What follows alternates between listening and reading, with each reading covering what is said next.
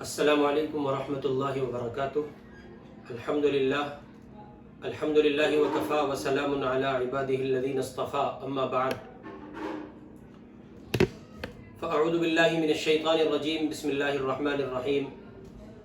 یا ایہا الذین آمنوا ادخلوا فی السلم کافہ ولا تتبعوا خطوات الشیطان انہ لکم عدو مبین۔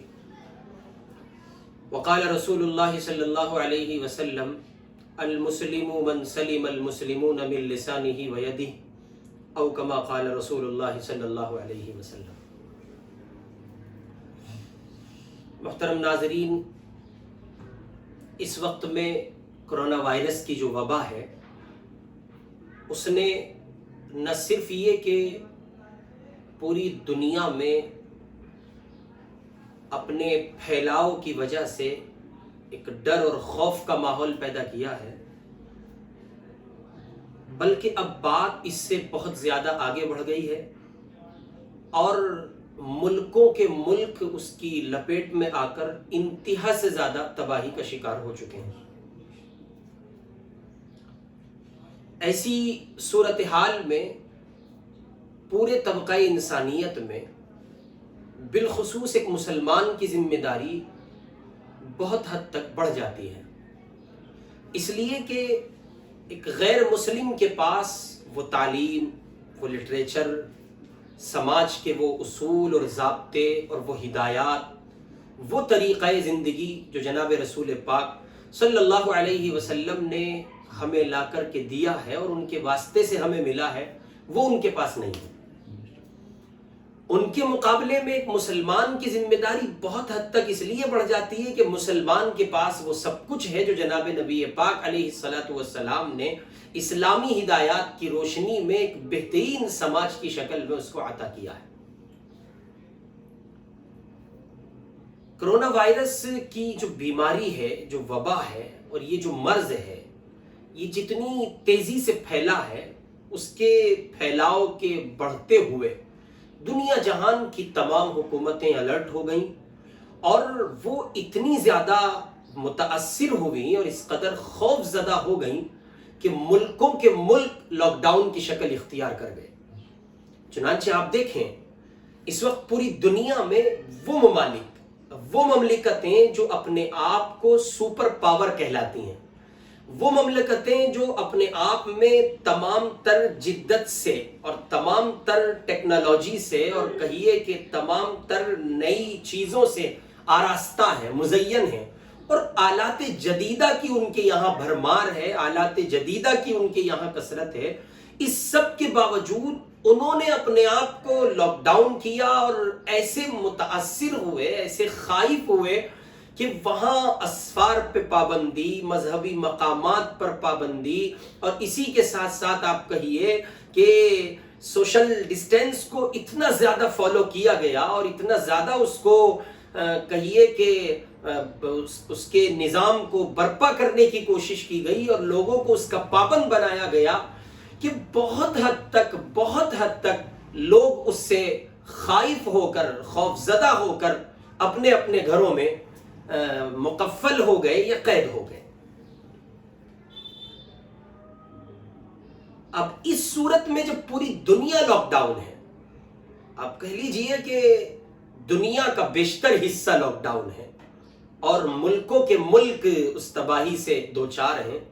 ایسی صورت میں جیسے کہ میں نے ابھی عرض کیا کہ مسلمان کی ذمہ داری بہت زیادہ بڑھ جاتی ہے اور اس کی وجہ یہ ہے کہ مسلمان کے پاس چونکہ اسلامی تعلیمات ہیں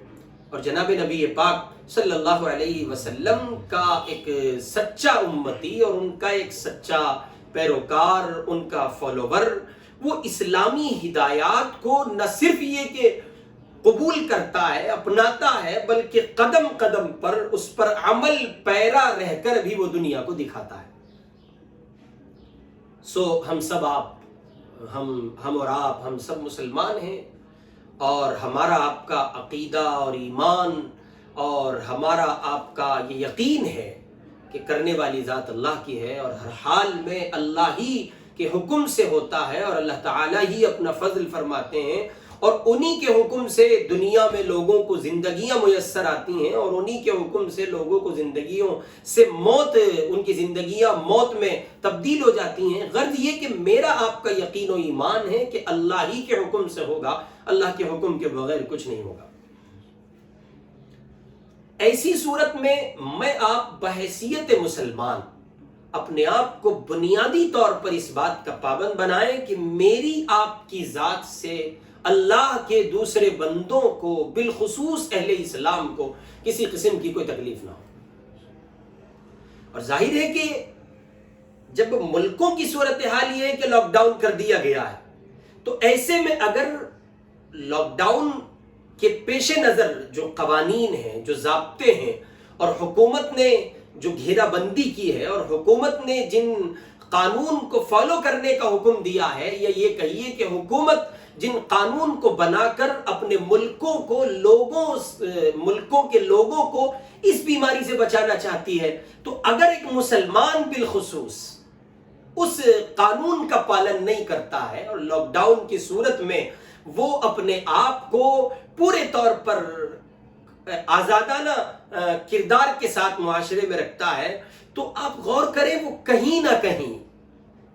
یہ نہیں کہا جائے گا کہ کہیں نہ کہیں، بلکہ یوں کہا جائے گا کہ در حقیقت یہ بندہ اہل اسلام اور اہل سماج، یہ پوری دنیا کے لیے اور پوری دنیا کے انسانوں کے لیے زحمت بن رہا ہے۔ اور اس کا ایک بنیادی ریزن یہ ہے کہ یہ بیماری دراصل جہاں جہاں مجمع کی کثرت ہوتی ہے، مجمع کی زیادتی ہوتی ہے، یہ بیماری اسی اعتبار سے تیزی پکڑتی ہے۔ ایسی صورت میں بنیادی ہماری ذمہ داری یہ ہے کہ ہم حکومتی سطح پر بنائے گئے قوانین میں لاک ڈاؤن کا بھرپور پالن کریں، اس کے قانون کا، اس کے ضابطے کا بھرپور خیال رکھیں، اور اس کی کوشش کریں کہ آپ اپنے گھروں پر زیادہ سے زیادہ وقت بتا سکیں۔ پھر ایک بنیادی بات یہ کہ ایک مسلمان یہ کہتا ہے، مجھے بڑا عجیب لگتا ہے جب کوئی مسلمان یہ بات کہتا ہے کہ آخر گھروں میں کب تک رہیں۔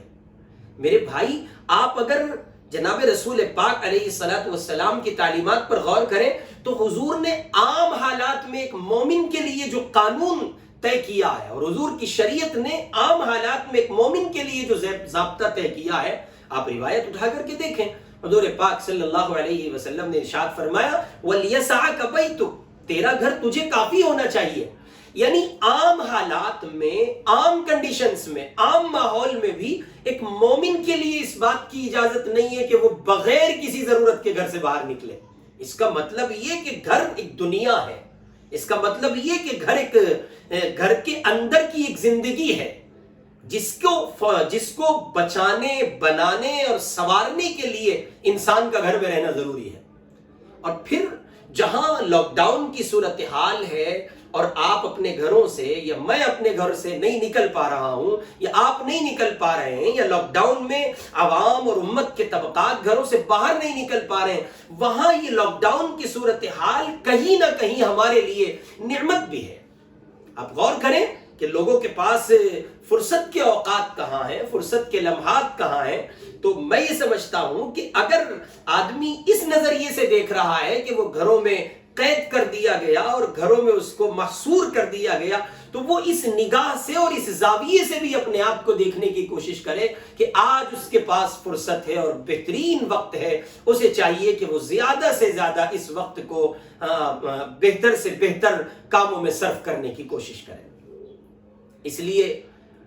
بنیادی ذمہ داری ہماری یہ ہے کہ ہم لاک ڈاؤن کا پالن کریں، گھروں میں زیادہ سے زیادہ وقت گزاریں، اور جیسا کہ ہمارے ملک ہندوستان کے علماء نے متفقہ طور پر، تمام تر مسالک کے علماء نے متفقہ طور پر جو فیصلہ لیا ہے، اور مساجد میں نمازیں کہیے کہ اس بھیڑ کے ساتھ اور اس مجمع کے ساتھ ادا نہیں کی جا رہی ہیں، بلکہ چند ایک افراد جماعت کی نماز، اللہ کے گھر کی آبادی کے پیش نظر جماعت کی نماز مسجد میں ہو رہی ہے، امام ہے، مؤذن وقت ہے، اور کہیے کہ چند ایک 2-3 نمازی ہیں، اور ان کو ساتھ لے کر امام نماز ادا کر رہا ہے، اور مسجدوں میں بھی پورے طور پر، اس لیے کہ جیسے میں نے ابھی عرض کیا کہ اس بیماری کا پھیلاؤ جو ہوتا ہے، اس کی جو بڑھوتری ہوتی ہے، اس میں جو اضافہ ہوتا ہے، اس کی بنیادی وجہ مجمع کی کثرت ہوتی ہے۔ تو اولاً تو اسی کو فالو کرنا ہے، اسی کا پالن کرنا ہے کہ ہم بھیڑ سے بچیں،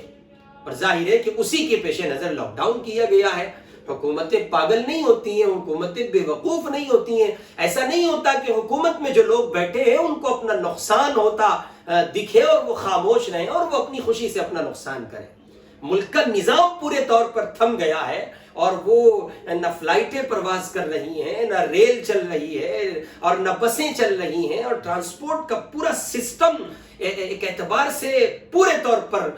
بند ہو گیا ہے، اور کچھ دور دور تک نہیں دکھائی نہیں دیتا ہے۔ تو ایسی صورت میں عوام کا اپنا نقصان جہاں ہے سو ہے، عوام سے کہیں زیادہ آپ اگر غور کریں تو حکومتوں کے اپنے نقصان ہیں۔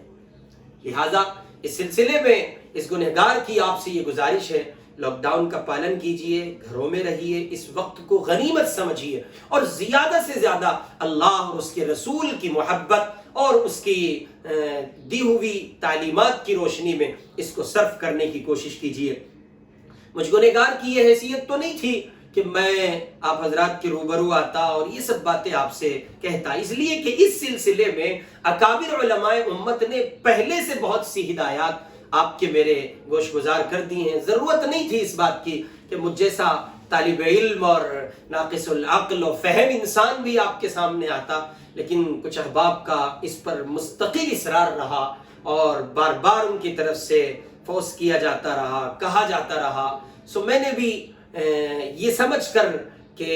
آپ حضرات محبت کرنے والے اور کہیے کہ تعلق رکھنے والے احباب اس ہدایت کو اور اس گزارش کو اپنے دل میں جگہ دیں گے، اور اپنے اپنے گھروں میں شریعت اسلامی کی روشنی میں وقت گزارنے کی بھرپور کوشش کریں گے، اور اپنے آپ کو اسلامی تعلیمات کا پابند بنائیں گے۔ فجزاکم اللہ احسن الجزاء۔ السلام علیکم ورحمۃ اللہ وبرکاتہ۔